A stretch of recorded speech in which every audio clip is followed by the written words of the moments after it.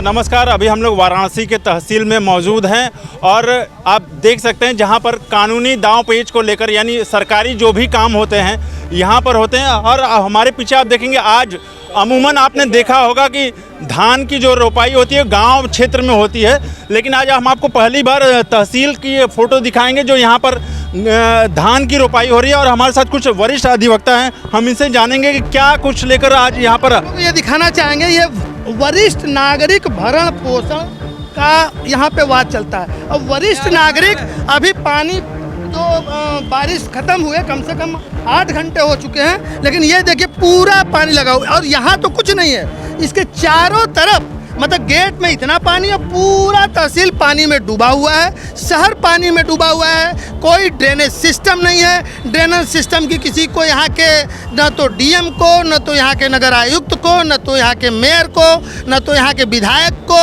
अब मोदी जी तो भाई इस देश के प्रधानमंत्री हैं, उनके सामने तो हम लोग रो ही सकते हैं, फरियाद ही कर सकते हैं। हम लोग की उतनी आवाज़ नहीं है कि वो हमारी बात सुनते हैं कि वो बनारस के चप्पे चप्पे से वाकिफ़ हैं। लेकिन जो समस्याएं हैं वो पिछले 10 साल में बढ़ी हैं, घटी नहीं हैं। विकास के जो कुछ कार्य हैं उससे इनकार किसी का नहीं, लेकिन विकास किस तरह से होगा। यदि आप ये देख लीजिए, विकास की नज़ीर देखिए। इस शहर में जहाँ सदर था तोड़ के इन्होंने वो डाउन बना दिया।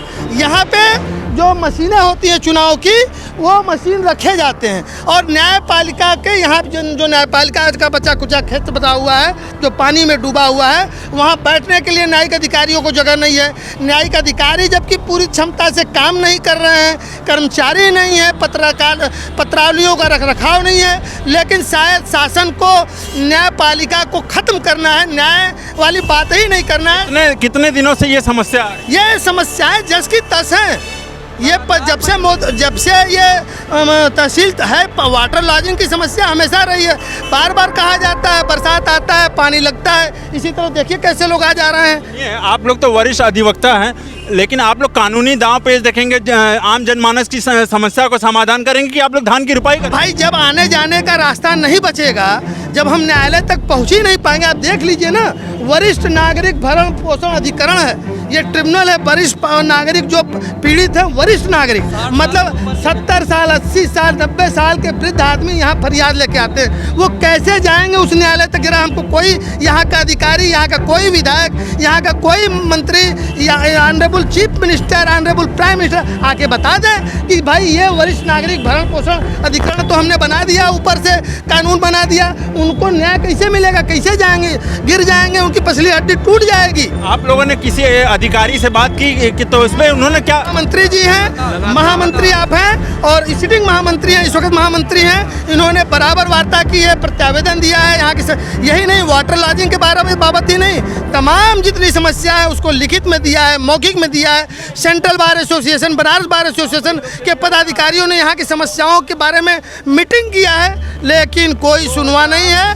न कारखाने में तूती की आवाज़ है, चिल्लाते रहो, उनको जो करना है वो कर रहे हैं, उनके जो एजेंडा है उड़न खटोला बन। आप महामंत्री हैं, आप हमें ये बताइए, अमूमन देखा गया है कि गांव क्षेत्र में इस तरह की चीज़ें की जाती है और यहाँ पे तमाम वरिष्ठ अधिवक्ता हैं, तमाम लोग जो है वकील लोग हैं, लेकिन ऐसे में चूंकि आप लोग हाई कोर्ट तक जाते हैं तो ऐसे में अब ये स्थिति कहाँ? जब काम ही नहीं बचा तो करेंगे आप, तब तो खेती करनी है। काम से तब पता चल गया कि काम ही नहीं है, काम नहीं तो खेती करके भरण पोषण तो करना है। भरण पोषण आप इसके सामने हम लोग खड़े हैं, यहाँ का नज़ीर देखिए कि बगल में ईवीएम गोदाम बन गया, ईवीएम गोदाम सुंदर बन गया, अच्छा बन गया, ब्यूटीफुल बन गया बगल में। लेकिन जहाँ जनमानस है, जहाँ जन की समस्या है, जहाँ लोग आते हैं अपनी फरियाद लेके, पूरे जिले से आते हैं, वहाँ की ये समस्या है, वहाँ की वो सुंदर चीज़ है, यहाँ की सबसे गंदी चीज़ है। इस चीज़ को आप देखिए कि हम लोग कितनी मुसीबत से झेल रहे हैं इस तहसील की समस्याओं को। ये तो अभी शुरुआत है, अगर अधिकारियों का ये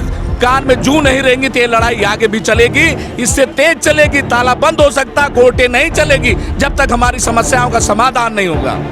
तो आप हमारे पीछे आप देख सकते हैं कि चूंकि जितने भी वाहन हैं वो सब इस पानी में आ रहे हैं। आपको हम दिखाना चाहेंगे, मेरा जूता जो है वो पूरी तरह से पानी में पूरा भीग चुका है, क्योंकि अब मैं अगर बाहर ऐसे सूखे में जाना तो मुझे पूरा पानी मेरे जूते में आ चुका है। तो हालत चूँकि जब सदर तहसील की अगर ऐसी हालत होगी तो आप सोच सकते हैं वाराणसी सिटी को जिस प्रकार से विकास का नारा दिया जाता है, तो ऐसे में ये सदर तहसील का हालत है। तो अभी तक के लिए इतना ही, धन्यवाद।